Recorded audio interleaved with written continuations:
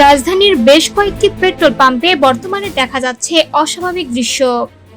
গাড়িতে পর্যাপ্ত তেল থাকা সত্ত্বেও অনেক ক্রেতা আবারও লাইনে দাঁড়াচ্ছেন। জ্বালানি সংকট, দাম বাড়ার শঙ্কা এবং গুজবের কারণে এই অবস্থার সৃষ্টি হয়েছে। পাম্প সংশ্লিষ্টরা জানান, অনেক গাড়ির ট্যাঙ্ক এখনো পূর্ণ থাকা সত্ত্বেও ক্রেতারা অতিরিক্ত তেল নিচ্ছেন। এতে যাদের সত্যিই তেলের প্রয়োজন তাদের জন্য ভোগান্তি বাড়বে।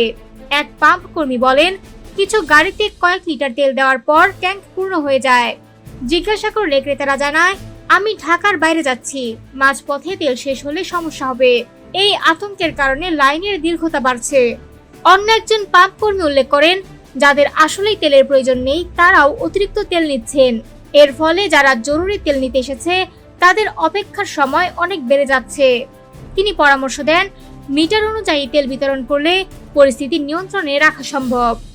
লাইনে দাঁড়িয়ে থাকা ক্রেতাদের সঙ্গে কথা বললে জানা যায়, অনেকের গাড়িতে পর্যাপ্ত তেল থাকলেও নিরাপত্তার জন্য অতিরিক্ত তেল নিচ্ছেন।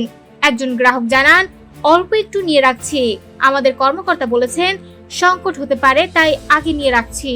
এক প্রাইভেট কার চালকও জানান, তার গাড়িতে প্রায় 20 লিটার তেল থাকা সত্ত্বেও দৈনিক 120 থেকে 130 কিলোমিটার চলাচলের কারণে অতিরিক্ত তেল নেওয়া প্রয়োজন মনে করছেন। সরকার ইতোমধ্যেই ঘোষণা দিয়েছে, তেলের দাম বাড়ানো হবে না।